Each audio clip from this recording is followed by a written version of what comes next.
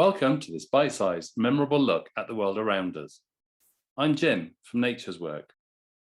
This window on nature is taking a closer look at springtime foraging. It's about wildflowers and the way in which we can either use or eat them.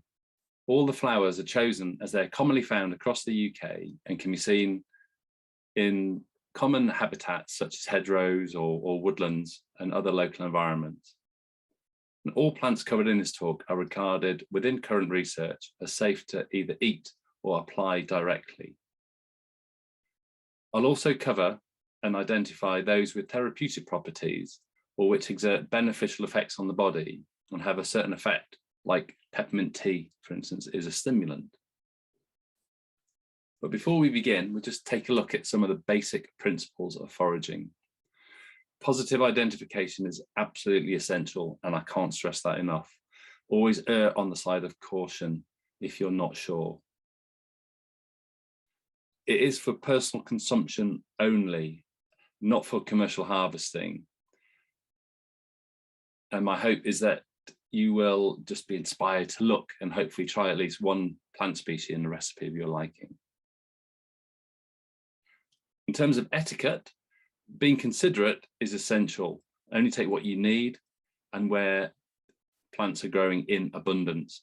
Even the tiniest action has an impact on the ecology of the ecosystem. Ensure that the site is free from pollutants or fouling. That's essential. You don't want to be ingesting anything with potential, some from say roadsides or waste areas like that, where you're unsure about the cleanliness. And always seek the landowner's permission. It's an offence under Wildlife and Countryside Act of law to dig up and remove any wild plant from the countryside without permission from the landowner. Just before we begin looking at the different species, we'll have a look at what makes them beneficial for us to eat. There's a picture there of tormentil, and tormentil contains tannins, just as red wine does. And it's the effect that has on the body is to make your tongue go fuzzy and dry when you're drinking wine, for instance, but it also gives you the headache after you've been drinking wine. And they're produced by almost all plants. And one of their functions is to repel grazing animals from eating the leaves. And tormentil there is high in tannins, and it's got a long history of use as a mouthwash or even for treating ulcers. And in the leather tanning industry, tannins were taken from the bark of oak trees to help to process and cure the leather. Alkaloids are another group of active plant compounds, and they all contain nitrogen, and the word comes from alkaline. And they have a really strong and quite varied effect on the body. And a lot of them are poisonous to us. Many are used in medicine, such as drugs such as atropine, quinine, and alkaloids contain some compounds that are familiar to us ending in ine, such as strychnine or codeine or morphine, or even cocaine, which comes from the coca leaf, nicotine, and then the one pictured there is caffeine, which is one I love. Valerian, which you see growing in walls around the country, an introduced species, but the root of valerian contains an alkaloid, which is a sedative, which is why valerian root tea is often drunk in the evening to help you sleep. Another group of active compounds in plants with a long history of medicinal use, which have a bitter taste. And the picture there is of the great yellow gentian. And they have an effect, a really fantastic effect, pronounced effect on the digestive system, stimulating stomach juices, promoting saliva and bile production. And they're often used to flavor liqueurs. So you might have a schnapps after a meal, for instance. Then there's a group called glycosides. The next three are all glycosides. And these, chemically, it's a molecule of sugar combined with a non-sugar component. And an example of a glycoside is a cardiac glycoside, And the cardiac glycoside has a very strong effect on the heart. And one of those drugs is called digitoxin, which is found in foxgloves. And it's got a history of use over the last 250 years through medical practices. So it's long established and well known. Has a very pronounced effect on the heart muscle. Another type of glycoside are phenols. And these are aromatic compounds. And the example there is thyme. And thyme contains a phenol called thymol. Salicylic acid, which is taken from the bark of willow trees, is another example of a phenol, and that's been used to make aspirin. So the effect of aspirin is anti-inflammatory. There's also antiseptic compounds and properties. And then the last one we'll look at here, this is no means comprehensive. There are many dozens of compounds, but flavonoids, and these produce the yellow color in petals, and they're also antioxidants. And they can occur on their own or as a glycoside, and there's about 4,000 which have been identified. And they've been used to dye textiles for hundreds of years, and they contain in foods such as onion, garlic, basil, spinach, green leafy veg. And they have an effect to increase circulation. So let's have a look at these 6 species that we're going to see popping up through March into April and right through into May. So you've got months of good foraging ahead. The first one is Jack by the Hedge, found in damp hedgerows, and its name alludes to that, otherwise known as garlic mustard. It's highly nutritious. It's got a mild garlicky taste with a hint of mustard. So some people have called it garlic mustard. I used to know it by that name as well. It's very abundant, eaten well into the summer. The young shoots do contain small quantities of a cardiac glycoside. So again, when you're consuming, just consume, don't overdo your consumption of these wild plants. It's got quite a strong flavor and quite bitter. It can be quite overpowering. So again, just practice with that. Cooking it reduces the bitterness, for instance. And because it's bitter, it's got a good effect on digestion. An example I've made there is by substituting it into a wild pesto. Second one, Cleavers, sometimes known as sticky willy or goosegrass. And you get the sticky balls, and you throw this on, when you're young, you throw it onto your brother's or your sister's jacket, and it would just sit on there all day. So you've got little hooks on the plant, but very nutritious. And if you pick the young leaves and not the stems, the young leaves are much less tough than the stems. And when they go to seed, I wouldn't eat it because it gets too tough.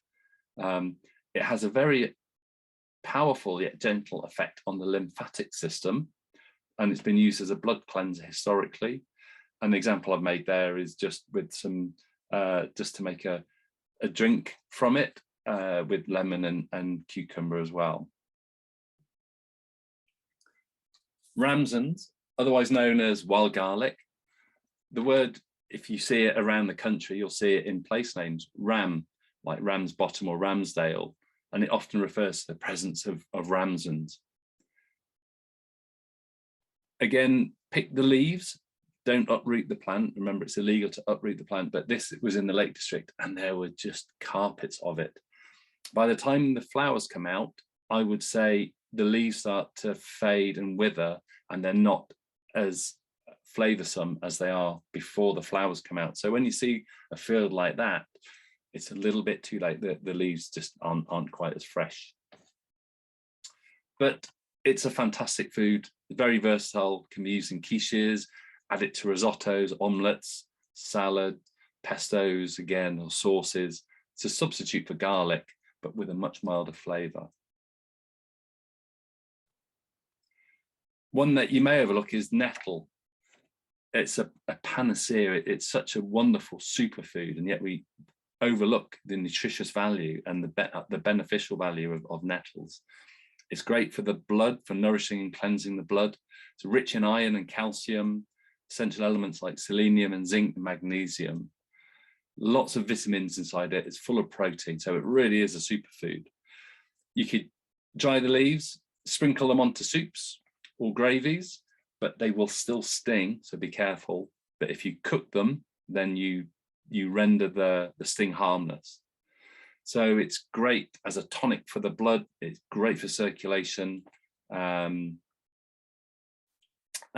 it's good to treat hay fever and eczema. And the example I've used there is poached egg on muffin, but I made a white sauce and added nettle just for flavour. Yarrow. This is, again, another panacea. Many, many active compounds contained within yarrow. So it's had a very, very long medicinal use. And the whole plant, the whole above ground plant can be used. It's got other names such as nosebleed and soldier's woundwort or staunchwort or milfoil. And these common plants with many names allude to the fact that it's got many, many uses. So the more names you appear, obviously it may well allude to them being having a long medicinal history. But it's a great daily tonic. It's great to strengthen the circulatory system. You can drink a tea made from it with fresh leaves, or you can hang them up and dry them, make a cup of tea. On your skin or topically, it's great for cuts and scrapes. You can just pick a couple of fresh leaves, and that has an effect to kill bacteria, but also to staunch or to stop bleeding. And the name Achillea, the scientific name Achillea, comes from Achilles, who was the Greek Trojan war leader, and he used to treat his wounded soldiers with it. So it has a use from thousands of years through history. So it has a very astringent effect. So as I said earlier about the different plant properties, active compounds, well, this is an astringent, and also for stopping the bleeding, it's known as a styptic. The last one we're going to look at is a daisy, and the day's eye pops open first thing in the morning sunlight, and it tracks the sun right through to the evening. It closes at night and tracks again, hence the name the day's eye or the daisy. It's nowadays most commonly used externally to treat bruising and skin conditions, but traditionally it was used in what we'd call folk medicine, and the leaves were eaten in salads, and they contain bitter agents, flavonoids, and essential oils, and they were meant to stimulate metabolism. The example I've got here is used topically as a balm for aching muscles or bruising. So it's very good at bringing out bruising. You can blanch them very quickly, 5 seconds in boiling water, and that just helps to get the compounds out. And then I've mixed it with beeswax and oil, and I've made this this balm just in the same way that arnica can be used as a cream, an ointment for bruising, and yet this is free and very plentiful. If you'd like to know more, why not join one of my courses? If you prefer to guide yourself, then I have a superb range of flower cards created as playing cards and top trumps designed to make learning fun. Please press like if you've enjoyed this presentation. Feel free to write any comments.